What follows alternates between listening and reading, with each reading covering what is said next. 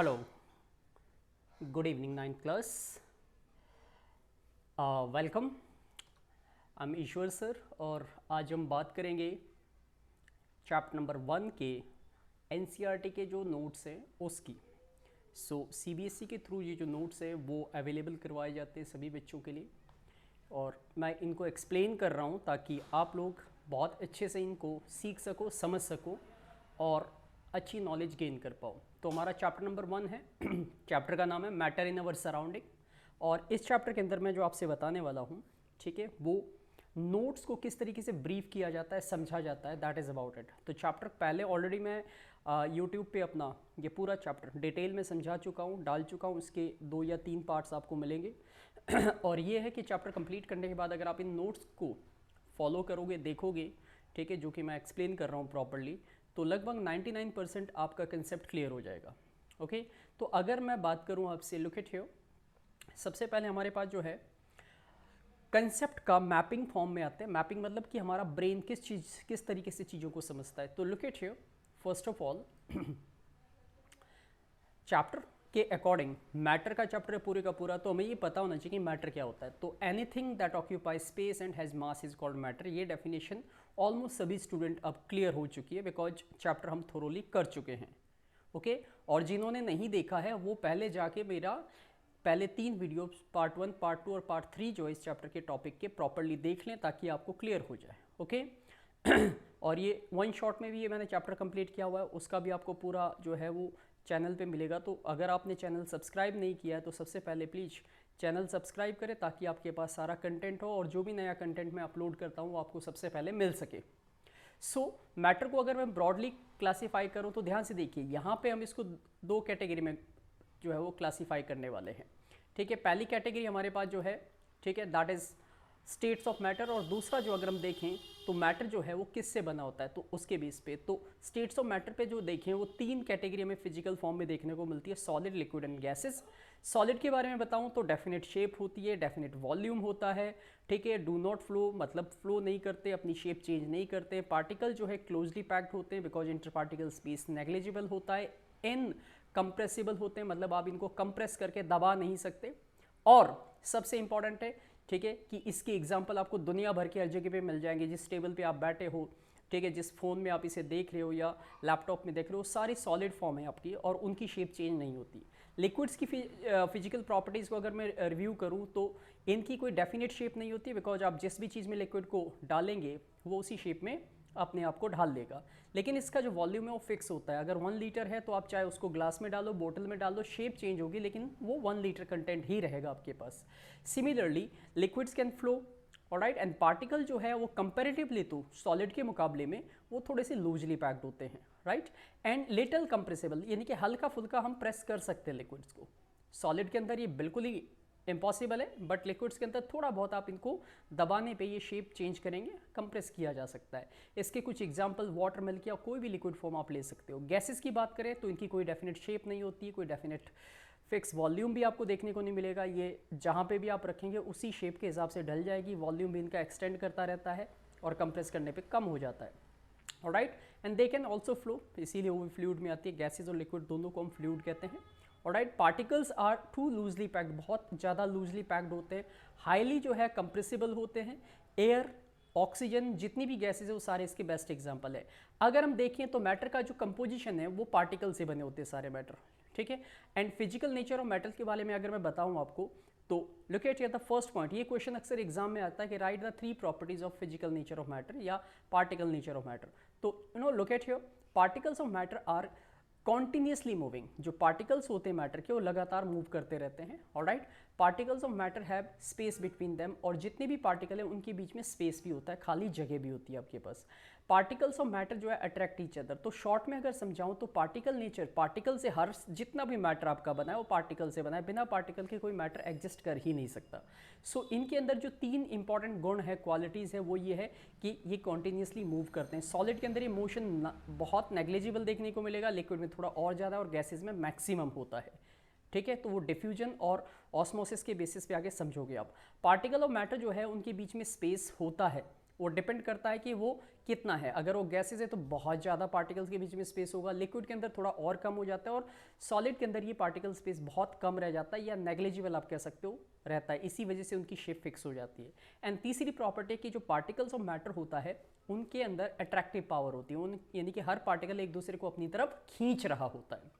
अब अगर मैं आगे दिखाऊं बेटा आपको, so you know look at the next point, change of state of matter, कि जो मैटर होता है उसकी जो स्टेट हम चेंज करते हैं वो कैसे चेंज होती है, उसमें क्या फंडामेंटल्स होते हैं। तो ये फ्लो चार्ट क्या है कि पूरी थियोरी को आप एक ब्रीफ में एक फ्लो चार्ट के फॉर्म में अपने दिमाग में जो है वो मेमोराइज कर सकते हैं। इस फ्लो चार्ट को आप अपने माइंड में सेट कर सकते हैं। ये एक तरीके का मैप है जिससे आप सारे के सारे कंसेप्ट को ब्रीफ में समझ सकते हैं। तो सबसे पहले देखते हैं effect of change in temperature. जो टेम्परेचर चेंज होता है उससे क्या फ़र्क पड़ता है मैटर के स्टेट्स पे। लुक एट हियर, अगर हम टेम्परेचर इंक्रीज करते हैं, इंक्रीज इन टेम्परेचर करने पे क्या होगा, अगर आपके पास सॉलिड है तो मेल्ट हो जाएगा और लिक्विड में कन्वर्ट होगा। इसको बोलते हैं फ्यूजन या मेल्टिंग प्रोसेस। ऑलराइट, ये स्पेलिंग थोड़ी सी गलत है, MELTING आएगा। इसके अलावा एवेपोरेशन, दूसरी प्रॉपर्टी जो हमारे पास है कि कुछ मैटर ऐसे होते हैं जो हीट करने पे वो लिक्विड फॉर्म में आते ही नहीं, वो सीधे के सीधे गैसियस फॉर्म में कन्वर्ट होते हैं, तो वो एवेपोरेशन की कंडीशन और सब्लिमेशन की कंडीशन होती है। लेकिन यहाँ पे मैं एवेपोरेशन की बात कर रहा हूँ, तो यहाँ पे जो लिक्विड है जब वो गैसियस फॉर्म में कन्वर्ट होता है तो उसको एवेपोरेशन कहा जाता है। ऑलराइट, या बॉइलिंग भी कह सकते हो sometimes you can say. Alright, अब यहाँ पे अगर मैं फ्यूजन को थोड़ा और एक्सटेंड करूँ तो यहाँ पे मेल्टिंग पॉइंट एक टर्म आती है जो एक डेफिनेशन के फॉर्म में आपसे एग्जाम में पूछी जाती है। So the temperature at which a solid melt to form the liquid form is called melting point कहते हैं। और ये अलग अलग चीज़ों का अलग अलग होता है, ये डिपेंड करता है सब्सटेंस और उसके अंदर पार्टिकल्स के, ठीक है, बॉन्ड के ऊपर। बॉइलिंग पॉइंट क्या होता है, the temperature at which the liquid जो है बॉयल करता है, यानी कि वो लिक्विड से गैसियस फॉर्म में कन्वर्ट होना शुरू होता है, उसको उसका बॉइलिंग पॉइंट कहते हैं। ऑलराइट, और ये बॉइलिंग पॉइंट जो है, जो फैक्टर है जिस पर डिपेंड करता है, पहला है फैक्टर इफेक्टिंग द एवेपोरेशन। ये क्वेश्चन अक्सर एज इट इज आ जाता है, what is evaporation and what are the factor on which the evaporation depend upon. तो पहला है एक्सपोज सरफेस एरिया, कि कितना सरफेस एरिया एक्सपोजर में है, मतलब जितना ज़्यादा सरफेस एरिया होगा, जितना लिक्विड आप फैला दोगे वो उसका एवेपोरेशन उतना ज़्यादा होगा, क्योंकि एयर का कॉन्टैक्ट बढ़ेगा तो उसको काइनेटिक पार्टिकल्स की एनर्जी ज़्यादा मिलेगी। दूसरा क्या है, इंक्रीज इन टेम्परेचर, टेम्परेचर का भी जो है वो एवेपोरेशन पे, जितना टेम्परेचर ज़्यादा होगा जल्दी से एवेपोरेशन होगा। देन ह्यूमिडिटी, एयर के अंदर वाटर वेपर्स कितने हैं उसके ऊपर भी डिपेंड करता है। विंड वेलोसिटी, हवा की स्पीड जितनी ज़्यादा होगी एवेपोरेशन उतना फास्ट होगा, जितनी कम होगी एवेपोरेशन भी उसी हिसाब से कम रहेगा कंपेरेटिवली। और टेम्परेचर का एक और पॉइंट आता है सब्लिमेशन, जो मैं बीच में यहाँ पे एवेपोरेशन के साथ आपको कंपेयर कर रहा था। सब्लिमेशन क्या होता है, यहाँ पे अगर हम किसी सॉलिड को हीट करें और वो हीट करते हुए लिक्विड फॉर्म में ना जाकर के सीधा गैसियस फॉर्म में कन्वर्ट हो जाए, तो उस प्रोसेस को कहते हैं सब्लिमेशन, और ऐसे सब्सटेंस को कहते हैं सब्लाइम सब्सटेंसेस। इसके एग्जाम्पल आपके पास एक कपूर है, ठीक है, नेफ्थलीन बॉल से, ये कुछ पॉसिबल एग्जाम्पल्स हो सकते हैं। ऑलराइट, अब ये तो था तब जब टेम्परेचर इंक्रीज करते हैं तो क्या कंडीशंस बनती है। तो इसमें हमने जो है मेल्टिंग देखा, मेल्टिंग पॉइंट बताया, एवेपोरेशन मैंने आपको बताया, बॉइलिंग पॉइंट और सब्लिमेशन और उसके फैक्टर। अब अगर टेम्परेचर को हम डिक्रीज करेंगे तो क्या होगा, टेम्परेचर डिक्रीज करने पे फ्रीजिंग की प्रोसेस हो सकती है, कंडेंसेशन हो सकता है। अब ये कैसे हो सकता है, अगर कोई चीज़ लिक्विड फॉर्म में और हम उसको फ्रिज में डाल के, यानी कि बहुत 0 डिग्री टेम्परेचर पे उसको क्या करते हैं, ठीक है, ठंडा करने लगते हैं, तो फ्रीज होकर सॉलिड फॉर्म में कन्वर्ट हो जाएगा। तो लिक्विड जो है they changes to solid upon freezing. अगर आप पानी की बोतल या पानी को फ्रीजर में रखते हो तो आप देखोगे कि धीरे धीरे वो क्या हो जाएगा, मेल्ट हो जाएगा, मेल्ट तो था ही, सॉलिडिफाई हो जाएगा और आइस में कन्वर्ट हो जाएगा। कंडेंसेशन क्या है, ये भी एक कूलिंग प्रोसेस है टेम्परेचर डिक्रीज करने की, और क्लाउड्स के अंदर ये काम करती है। आपको पता है जब एवेपोरेशन होता है तो वाटर जो है वेपर्स के फॉर्म में ऊपर हवा में जाता है और वहाँ पे जो है वो गैसियस फॉर्म में वाटर पार्टिकल जो है वो क्लाउड फॉर्मेशन करते हैं। और उसी के साथ साथ जो है क्या होता है, ठीक है, जैसे जैसे ये चीज़ें होती है, ठीक है, तो वो हाइट के हिसाब से टेम्परेचर डिक्रीज होने लगता है, और वही वाटर के वेपर्स जो कि पहले क्लाउड के फॉर्म में थे वो कंडेंस होकर किस में कन्वर्ट हो जाते हैं, वो गैसियस फॉर्म से जो है वो लिक्विड फॉर्म में कन्वर्ट होते हैं, और उसी की वजह से जो है वो रेन होती है, बारिश होती है। ठीक है, उसके बाद नेक्स्ट आता है हमारे पास sublimation, the change of vapour into solid directly is called sublimation. तो ये भी कुछ, ये नेक्स्ट पॉइंट ये हमारे पास अभी प्रेशर के, नेक्स्ट टाइम में बताऊंगा। तो टेम्परेचर डिक्रीज करने पे क्या होगा, फ्रीजिंग होगा या कंडेंसेशन होगा। और अगर हम प्रेशर में भी, यानी कि टेम्परेचर भी डिक्रीज कर रहे हैं, प्रेशर भी डिक्रीज कर रहे हैं, तो कंडेंसेशन में कंडीशन क्या होगी, लिक्विड फॉर्म में जो बारिश आ रही थी, जहाँ हिली रीजन है वहाँ पे क्या होगा, वहाँ पे एक और चीज़ होगी जिसे हम कह सकते हैं हेल बनेगा या फिर स्नोफॉल होगा, यानी कि वो पानी की बूंदें भी जम जाएगी और बर्फ़ के रूप में नीचे गिरेगी। और प्रेशर डिक्रीज होने पे सब्लिमेशन के साथ साथ एक और चीज़ होती है। सब्लिमेशन जो है मैंने अभी अभी आपको बताया था कि यहाँ पे सब्लिमेशन में अगर हम सॉलिड को डायरेक्टली हीट कर रहे हैं, लुक एट हियर, तो वो किस में कन्वर्ट हो रहा है, गैसियस फॉर्म में। अब ये जो गैसियस फॉर्म कन्वर्ट हुई है, अगर हम इसको क्या करें, कूल डाउन करें, यानी कि प्रेशर डिक्रीज कर दें और ठंडा कर दें, तो ये वापस गैसियस से सॉलिड फॉर्म में कन्वर्ट हो जाएगा। तो ये एक तरीके से सब्लिमेशन का अपोजिट है, इसे डीसब्लिमेशन कह सकते हैं। ओके, अब आते हैं नेक्स्ट पॉइंट पे, मैटर के बारे में कुछ बात करते हैं। व्हाट इज मैटर, मैटर किसको कहते हैं, इसके बारे में बताता हूँ। सो हमने पढ़ा था the matter is the material of which everything in this universe, यानी कि हर वो चीज़ जो इस धरती पे किसी ना किसी रूप में है, जिसको आप छू सकते हो, जो स्पेस ऑक्यूपाई करती है, वो मैटर का रूप है, that is called matter. In and around us is made up of the different shapes, वो शेप अलग हो सकती है, एंड इट इज एनीथिंग, ये कुछ भी हो सकता है, नाम आप कुछ भी दे सकते हो, लेकिन दो प्रॉपर्टी मैटर को जो है वो अपनी कंप्लीट करनी होती है कि पहली चीज़ है वो स्पेस ऑक्यूपाई करता है और दूसरी चीज़ है उसका मास होना चाहिए। तो it is anything that occupy space and has mass and offers resistant to any applied force. कहने का मतलब है कि अगर कोई चीज़ मैटर के फॉर्म में, तो जब हम उस पर फोर्स लगाएंगे तो जनरली अपनी शेप को रिटेन करने की कोशिश करेगा, वो शेप आसानी से चेंज नहीं करेगा जब तक कि फोर्स को बढ़ाया नहीं जाएगा। ओके, अब आगे आते हैं नेक्स्ट पे, क्या है हमारे पास, फिजिकल पार्टिकल। जो इसका मतलब है कि नेचर जो है वो पार्टिकल्स के ऊपर डिपेंड करता है कि जो हमारा मैटर होगा वो किस फिजिकल फॉर्म में होगा। तो मैटर जो है वो पार्टिकल से बना हुआ है, ये जनरल प्रॉपर्टी हमारे पास। एंड पार्टिकल जो मैटर के होते हैं वो बहुत स्मॉल होते हैं, इतने छोटे होते हैं कि शायद हम उनको देख भी नहीं सकते। ऑलराइट, अब उसके लिए हमें समझने पड़ेंगे कैरेक्टरिस्टिक क्या क्या होते हैं पार्टिकल्स के। आपको पता है काफ़ी गर्मी है और मैं आपको साउंड अच्छी सी मिल सके, इसके लिए मैं कोशिश कर रहा हूँ कि मैं पंखा वंखा AC वगैरह सब बंद करके बनाऊँ ताकि आपको अच्छे से मिल सके। बट हाँ, मुझे काफ़ी स्वेटिंग हो रही है इस टाइम पे, इट्स ओके। एनीवे, पहला पॉइंट है हमारे पास कैरेक्टरिस्टिक्स ऑफ पार्टिकल के अंदर, पार्टिकल और मैटर जो है वो कॉन्टिन्यूसली मूव करते हैं, और ये एक्टिविटी आपकी NCERT में दी गई है। ठीक है, इसको समझने के लिए कि पार्टिकल लगातार मूव करते हैं और मोशन के लिए उन्हें एनर्जी चाहिए, और कौन सी एनर्जी चाहिए, काइनेटिक एनर्जी, यानी कि एक हीटिंग फॉर्म होती है एनर्जी की। So they possess the kinetic energy as the temperature rises, particle move faster because their kinetic energy increases. जैसे जैसे हम किसी चीज़ को हीट करते हैं, उसके पार्टिकल को जो हीट मिलती है उससे उनके अंदर एक एनर्जी पैदा होती है और वो मूव करने लगते हैं, उसी मूविंग एनर्जी को हम काइनेटिक एनर्जी कहते हैं। ओके, दूसरा प्रॉपर्टी आपके पास है, पार्टिकल और matter have space between them. ये क्वेश्चन एज इट इज आपके एग्जाम में पूछा जाता है कि write the 3 characteristics of particle of matter. तो आप पहला लिखोगे particle of matter are continuously moving, दूसरी प्रॉपर्टी क्या लिखोगे, दूसरा कैरेक्टर आप लिखोगे particle of matter have space between them, कि जो पार्टिकल है उनके बीच में छोटी छोटी जगह होती है और वो उसी से उनकी फिजिकल स्टेट डिसाइड होती है। अगर वो पार्टिकल्स के बीच में जो स्पेस है वो बहुत कम है, ना के बराबर है, तो आप समझ लीजिए कि वो सॉलिड फॉर्म में मिलेगा आपको। ठीक है, उसकी फिजिकल स्टेट सॉलिड होगी, और अगर वो थोड़ा सा बढ़ जाए तो लिक्विड में होगा, और अगर बहुत दूर दूर है पार्टिकल तो इसका मतलब है वो क्या होना चाहिए, गैसियस फॉर्म होनी चाहिए।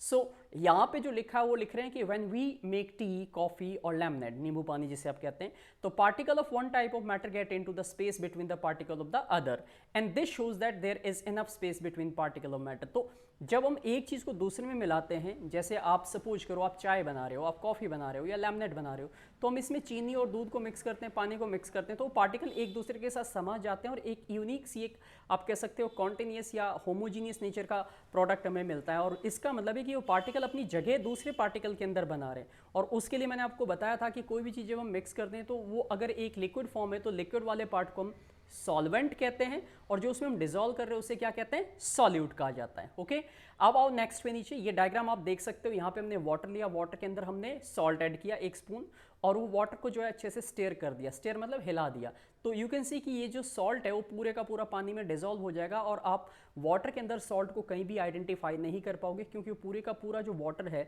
वो उसके बीच में, जो वाटर के पार्टिकल्स के बीच में जो स्पेस था उसके बीच में सॉल्ट के पार्टिकल एडजस्ट हो जाएंगे और वो पूरी तरीके से उसमें समा जाएंगे। तो दैट मीन्स आप सॉल्ट को आइडेंटिफाई नहीं कर सकते हैं, एक्सेप्ट कि टेस्ट उसका नमकीन हो जाएगा। ओके, अब नेक्स्ट पॉइंट पे आते हैं, यहाँ पे particles of matter of water magnified millions of times. ये जो आपको यहाँ दिखा रखे हैं ना वाटर के पार्टिकल, ये ब्लू कलर के वाटर के पार्टिकल है और छोटे छोटे जो है सॉल्ट के पार्टिकल्स है, तो ये कई मिलियन टाइम बड़ा करके दिखा रखा है, क्योंकि एक्चुअल में आप इन पार्टिकल्स को अपने नेकेड आई से नहीं देख सकते।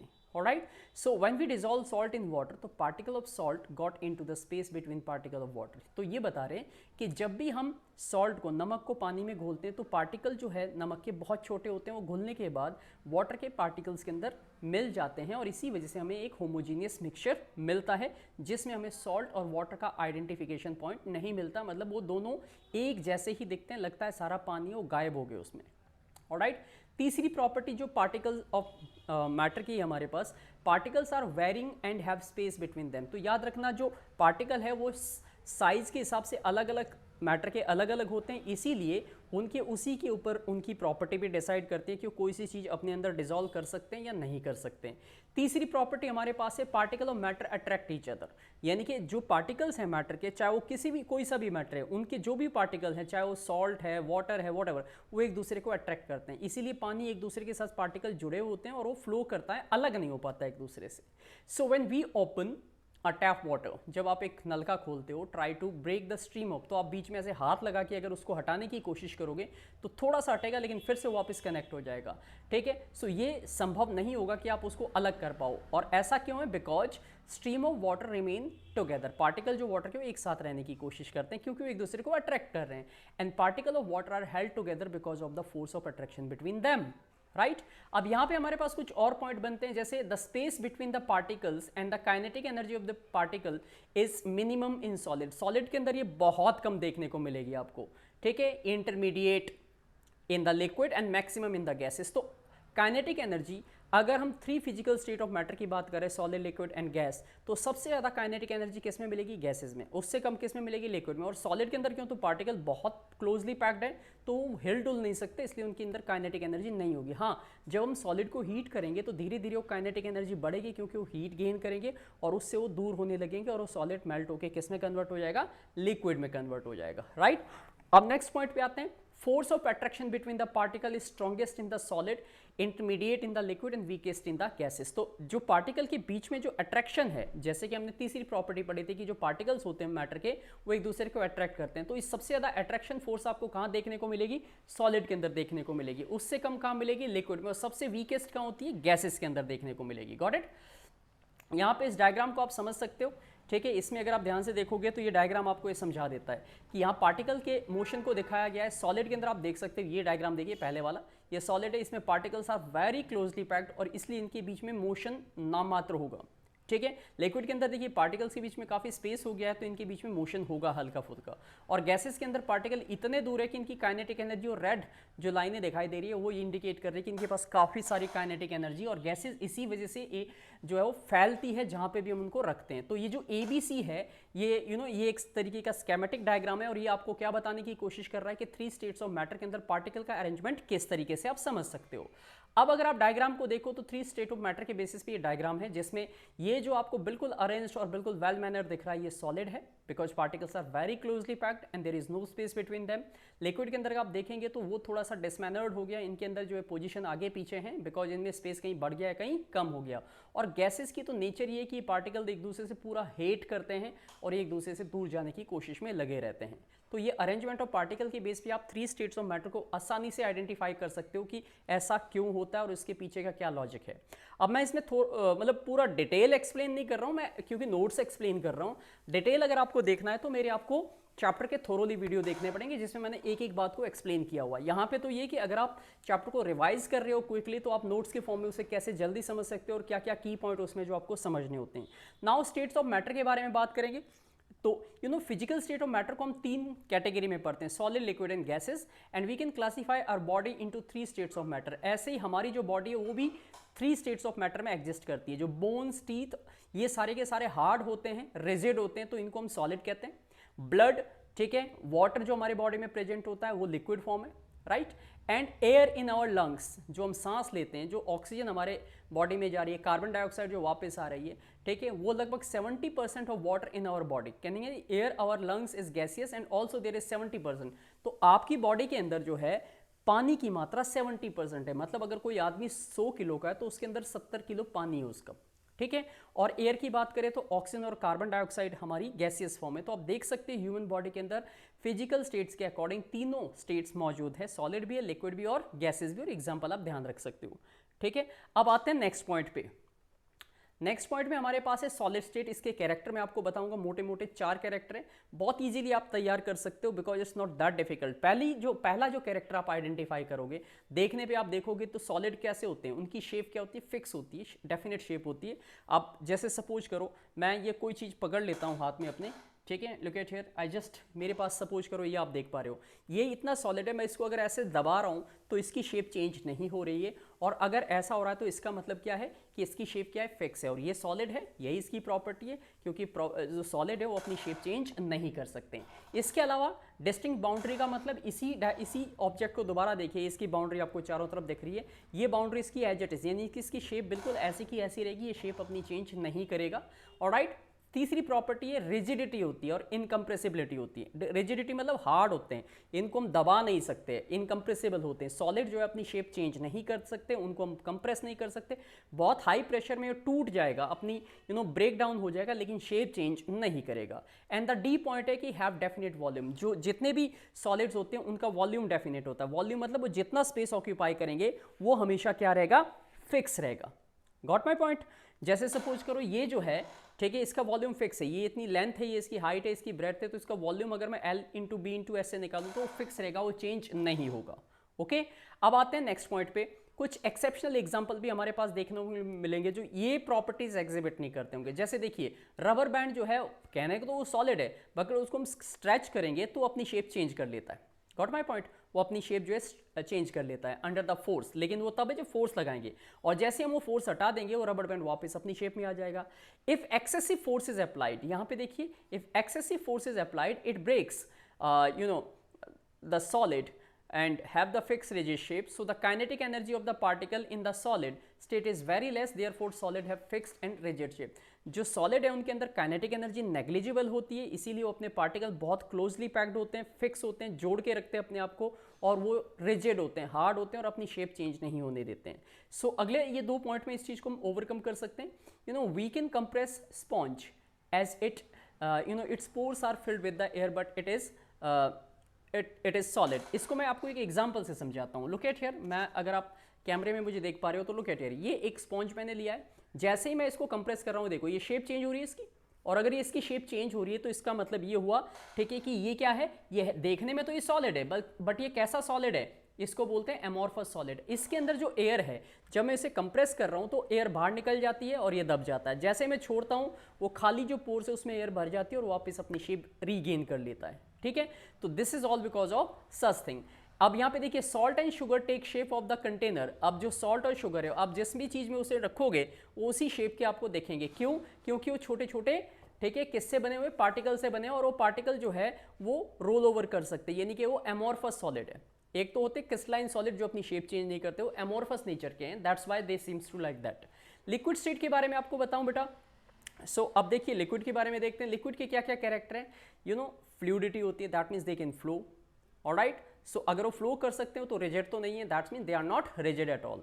लो कंप्रेसिबिलिटी, हल्का फुल्का हम उनको कंप्रेस भी कर सकते हैं। No definite shape and boundaries, उनकी शेप फिक्स नहीं होती, आप लिक्विड को जिस भी चीज़ में डालोगे उसी शेप का वो आपको नजर आएगा। ऑलराइट, तो जिन भी वेसल्स में हम रखेंगे उसी शेप में वो ढल जाएंगे। हाँ, वॉल्यूम इनका क्या होता है, डेफिनेट होता है। वॉल्यूम जो इनका फिक्स देखने को मिलेगा आपको, और ऐसा क्यों मिलेगा, बिकॉज ये अगर 1 लीटर लिक्विड है तो वो आप चाहे किसी भी चीज़ में रख रहे हो, रहेगा वो 1 लीटर ही, वो आधा लीटर या 2 लीटर नहीं बनेगा। Got my point.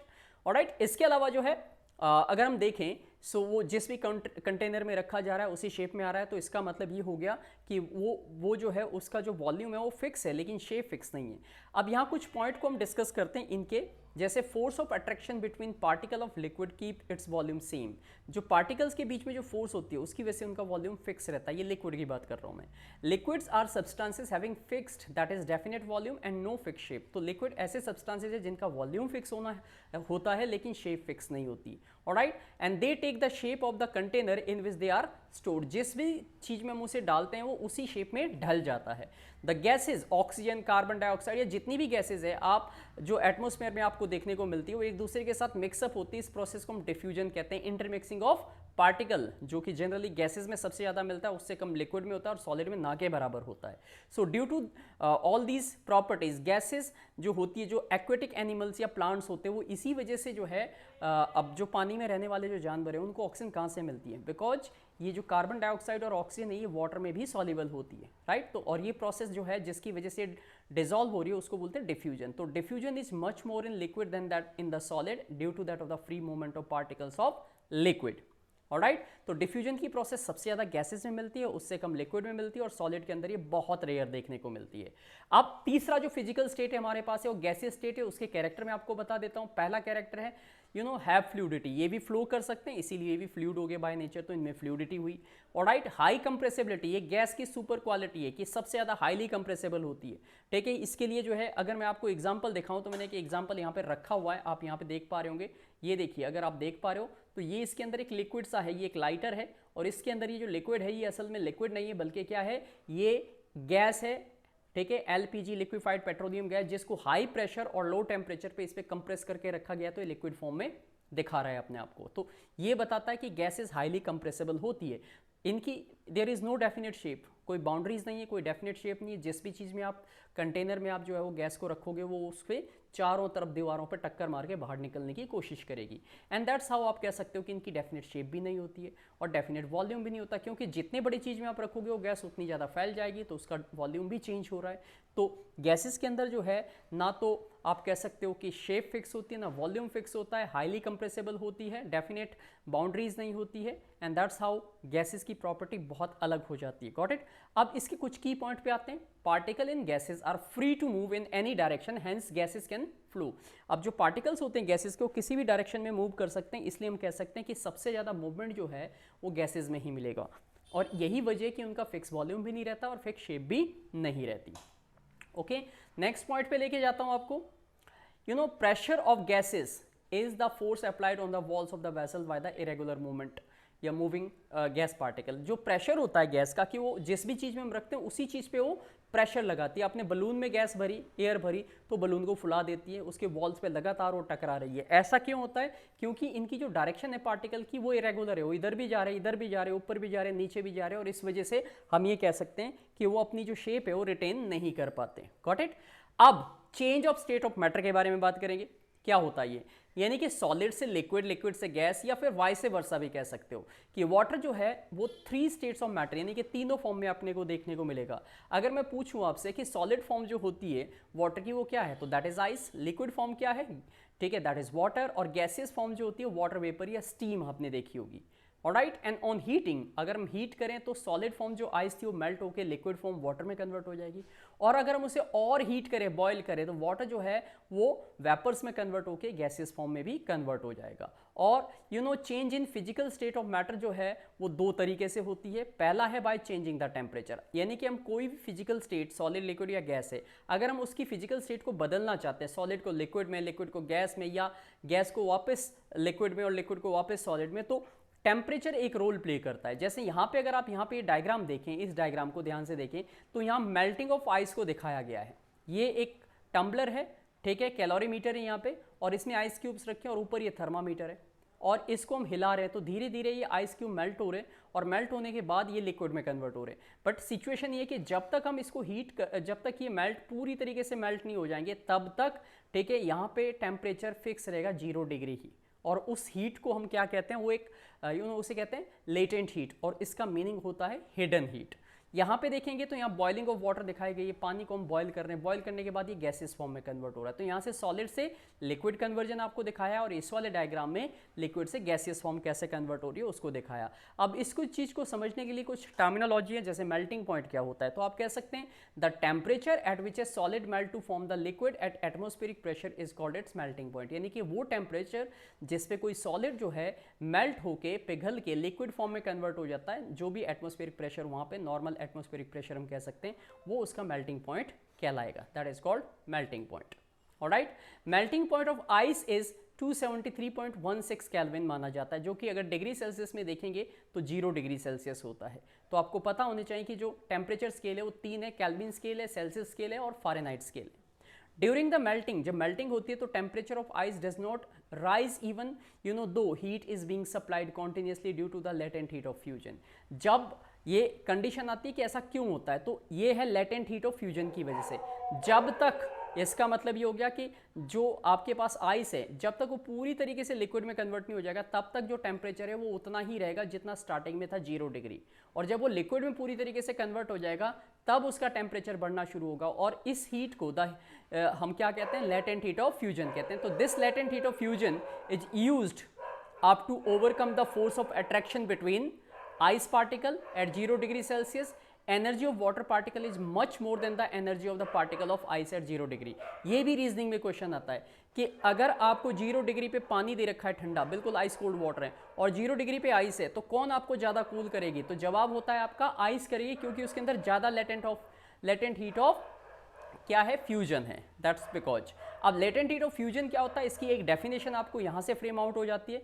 The amount of heat required to change 1 kg solid to its liquid state, that is at its melting point at the atmospheric pressure, is known as latent heat of fusion. यानी कि वो amount of heat जिसे 1 kilo solid को जब तक वो पूरी तरीके से लिक्विड में कन्वर्ट ना हो जाए एटमॉस्फेरिक प्रेशर पे, उतनी हीट को हम क्या कहते हैं, लेटेंट हीट ऑफ फ्यूजन कहते हैं। और ये लेटेंट हीट ऑफ फ्यूजन क्या करती है, ये किसी भी सॉलिड को लिक्विड में कन्वर्ट करती है।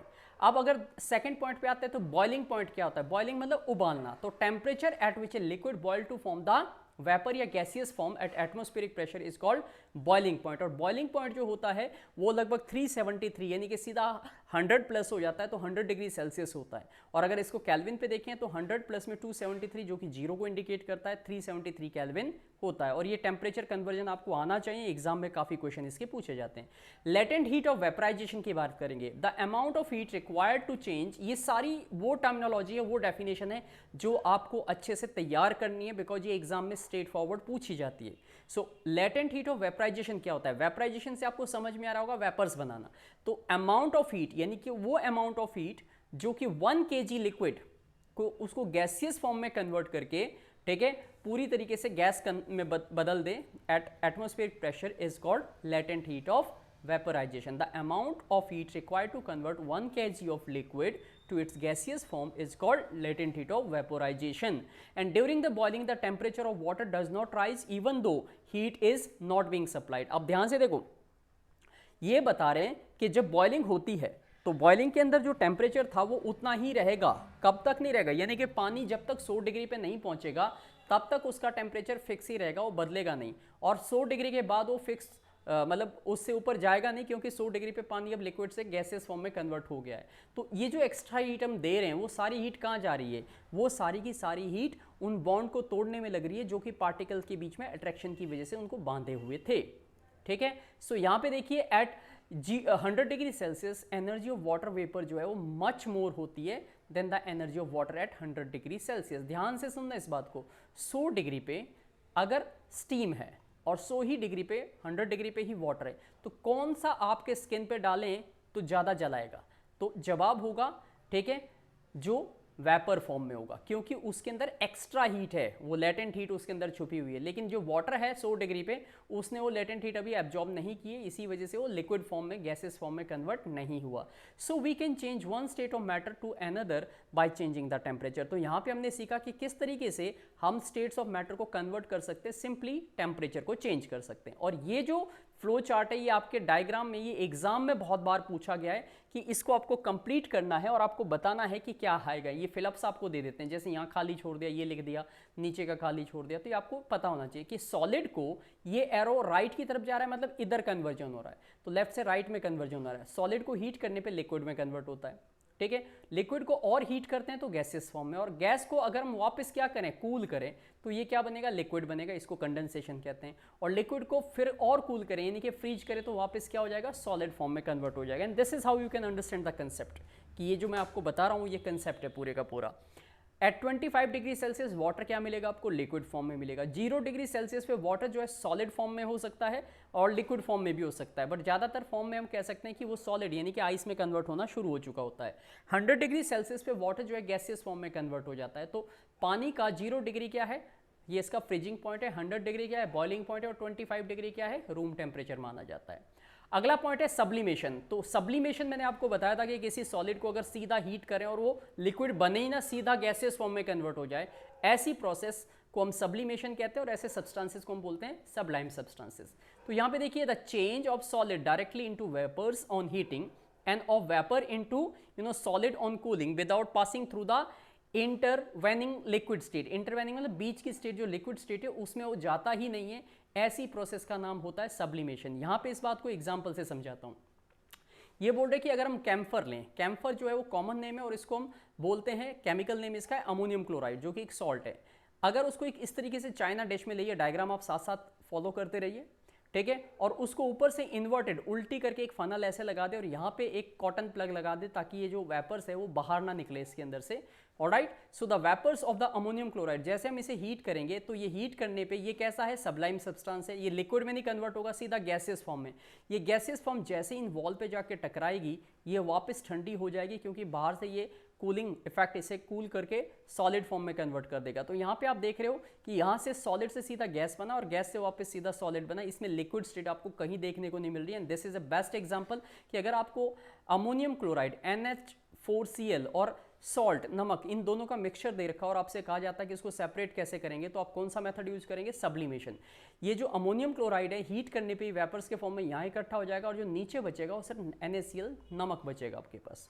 तो ये sublimation of ammonium chloride and salt का सेपरेशन भी है, मिक्सचर को सेपरेट करने की टेक्निक है आपके पास। अब नेक्स्ट आता है, ये तो था कि टेम्परेचर चेंज करने पे हमने किस तरीके से सॉलिड लिक्विड को चेंज किया। अब देखिए, क्या प्रेशर चेंज करने से भी कोई फर्क पड़ता है? Of course it is. So if we compress a gas in a cylinder, मान लो हमने एक सिलेंडर के अंदर ये गैस ले रखी है और ये यहाँ तक ये है, ये ऊपर इसका सिलेंडर है और ऊपर से हम इसको जैसे ही कंप्रेस कर रहे हैं ये और कम हो गया है वॉल्यूम, यहाँ पे ये देखिए और ज़्यादा कम। तो जितने क्लोज हम इन पार्टिकल को लाएंगे ये एक दूसरे के साथ चिपकने लगेंगे और ये एक स्टेज आएगी जब ये लिक्विड फॉर्म में हो जाएंगे और ज़्यादा क्लोज करेंगे तो ये बिल्कुल ही एक दूसरे से चिपक जाएंगे, तो किस में हो जाएंगे, ये सॉलिड फॉर्म में। तो यानी कि हाई प्रेशर और लो टेम्परेचर पे हम किसी भी गैस को या लिक्विड को क्या कर सकते हैं, सॉलिडिफाई कर सकते हैं। ये पॉइंट भी आपको अच्छे से समझ लेना चाहिए। So by applying high pressure the particle of the gas can be brought close together. High pressure से पार्टिकल और क्लोज आ रहे हैं और सॉलिड कार्बन डाइऑक्साइड, जिसको कि ड्राई आइस कहा जाता है, इसको ड्राई इसीलिए कहते हैं क्योंकि ये टच करने पे ये वेटनेस फील यानी कि गीलेपन का एहसास नहीं देंगी, क्योंकि इसको हाई प्रेशर से हमने क्या कर दिया है, ये गैस से लिक्विड और लिक्विड को और हाई प्रेशर में सॉलिड में कन्वर्ट कर दिया, तो ये ड्राई फॉर्म में आपको मिलेगी। And it can be change into carbon dioxide gas directly without changing into liquid state. तो ये भी आपके पास सबलाइम है, क्योंकि ये जो सॉलिड आइस होती है या ड्राई आइस होती है, सॉलिड कार्बन डाइऑक्साइड, इसको अगर हम थोड़ा सा गर्म करेंगे तो सीधी गैसियस फॉर्म में कन्वर्ट होगी, इसमें भी लिक्विड स्टेट है ही नहीं, इसीलिए इसका नाम ड्राई फॉर्म है। ठीक है, so the state of matter जो है, सॉलिड, लिक्विड और गैसेज जो है वो टेम्परेचर और प्रेशर दोनों पे डिपेंड करते हैं। और ये वाला फ्लो चार्ट आपके एग्जाम में कंफर्म है, आता है और इसके बेसिस पे बहुत कुछ पूछा जाता है। ये आपको फिलअप्स में दे देंगे कि कंप्लीट करो या पूरे का पूरा ड्रॉ करो या बनाओ, इसे फ्लो चार्ट कहते हैं। तो ध्यान से देखिए, ये सॉलिड है, सॉलिड को अगर मैं क्या कर रहा हूँ, मेल्ट कर रहा हूँ, यानी कि फ्यूजन हो रहा है, हीट किया मैंने तो ये लिक्विड में कन्वर्ट हो गया, लिक्विड को और हीट किया तो इवेपोरेशन होकर गैसेस में कन्वर्ट हो गया। अब इस गैस को अगर मैं वापस कूल कर रहा हूँ तो कंडेंसेशन हो रहा है, लिक्विड बनेगा। लिक्विड को अगर हम और कूल कर रहे हैं यानी कि फ्रीज कर रहे हैं तो फिर से सॉलिड बनेगा, वाटर बेस्ट एग्जांपल है।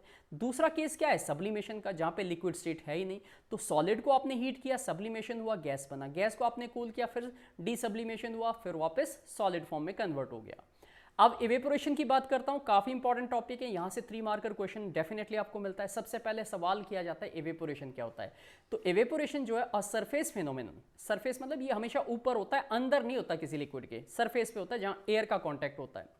तो surface phenomenon in which liquid changes into vapours at any temperature below its boiling point, यानी कि बॉइलिंग पॉइंट अगर पानी का 100 डिग्री है और हम पानी को खुले में रखते हैं, जैसे कपड़े आप सुखाते हो तो अपने आप क्यों सूखते हैं, उनको भी बॉयल करना पड़ेगा, लेकिन वो जिस मेथड की वजह से सूखते हैं उसी का नाम क्या है, इवेपोरेशन। यानी कि ऐसा सरफेस फिनोमिनन कि जितना ज़्यादा सरफेस कॉन्टैक्ट में आएगा एनवायरनमेंट के, एटमॉस्फेयर के या एयर के, वहाँ से वो धीरे धीरे हीट गेन करके लिक्विफाई होके लिक्विड जो है वो गैसेस फॉर्म में कन्वर्ट होके इवेपोरेट करेगा। तो ये इवेपोरेशन सरफेस फिनोमेनन है। And particle on the surface of the liquid have the higher kinetic energy than the other, so they break the force of attraction between the particle and escape from the surface of liquid in the form of vapours.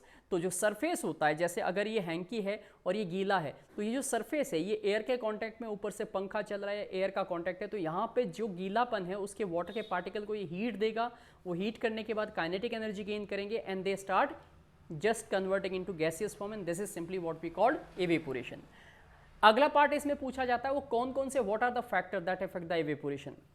So rate of evaporation depend upon the first है expose surface area. जितना ज़्यादा, अगर मैं इस गीले hanky को इतने में ऐसे रखूं तो इसको सूखने में पूरा दिन लगेगा, बट अगर मैं इसे ऐसे फैला दूं, जितना ज़्यादा मैं इसे खोल रहा हूं, इसका सरफेस बढ़ रहा है तो एयर जो है ज़्यादा बड़े एरिया पे कांटेक्ट में आएगी और इसी वजह से क्या हो जाएगा, ये बहुत जल्दी सूख जाएगा।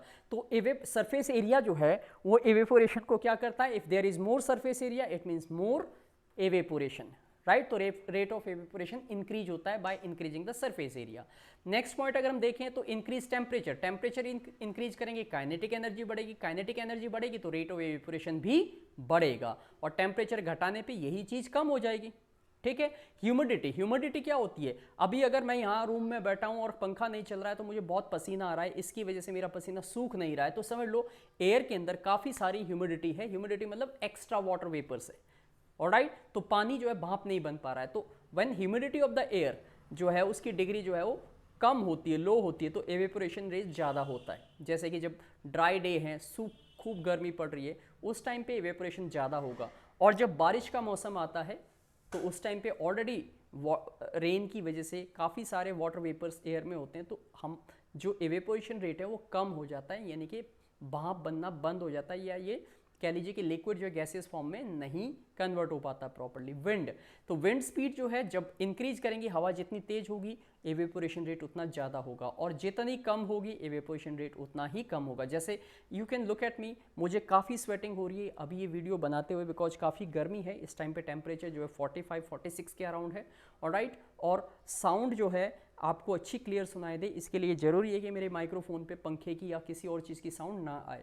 तो ऐसे में अब क्योंकि विंड नहीं है तो ये जो स्वेटिंग हो रही है ये उड़ नहीं पा रही है, because there is no air and that's why यहाँ पे एवेपोरेशन रेट क्या है, स्लो है। बट अगर मैं फ़ैन ऑन करता हूँ तो यही जो विंड होगी फ़ैन की, वो मेरे इस स्वेट को, जो कि मेरे कॉटन वाले कपड़े पे एब्जॉर्ब हो चुका है, वो इमीडिएटली सरफेस पे आने की वजह से एवेपोरेट होगा and I find a cooling effect. तो इसका मतलब वहाँ एवेपोरेशन रेट बढ़ जाएगा, ऑलराइट। तो ये लाइफ लिविंग एग्जांपल जो आप देखते हो ये काफ़ी आपके लिए जो है नॉलेजेबल होते हैं, जिससे आप चीज़ों को क्लेरिफाई कर सकते हो। अब एक क्वेश्चन आता है रीजनिंग में कि evaporation cause always cause cooling, give reason by, तो आप लिखोगे cooling cause by evaporation based on the fact that when a liquid evaporate, कि जब भी लिक्विड इवेपोरेट करता है, जैसे मेरी बॉडी से पसीना अगर इवेपोरेट करके उड़ेगा तो ये मेरी बॉडी के अंदर जो गर्मी बढ़ रही है, हीट है, उसको सुखा के ले जाएगा, उड़ा के ले जाएगा, तो यहाँ का टेम्परेचर क्या हो जाएगा, कम हो जाएगा, और मुझे क्या होगा, कूलिंग इफेक्ट होगा। एंड यही बात जो है इवेपोरेशन को कूलिंग के पॉइंट में समझाती है। तो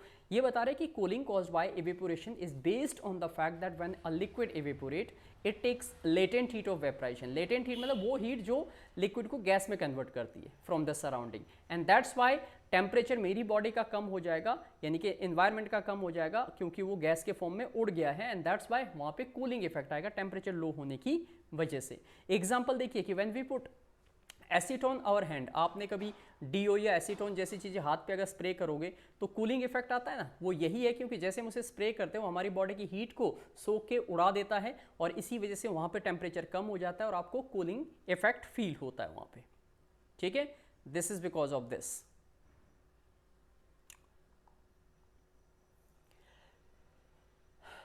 सो नेक्स्ट पे आ जाते हैं कि we should wear cotton clothes in summer to keep cool and comfortable, as cotton is good absorber of water, so it absorb the sweat from our body and expose it to the air for evaporation of sweat and thus cools our body। और इस तरीके से हमारी body को एक cooling effect मिलता है।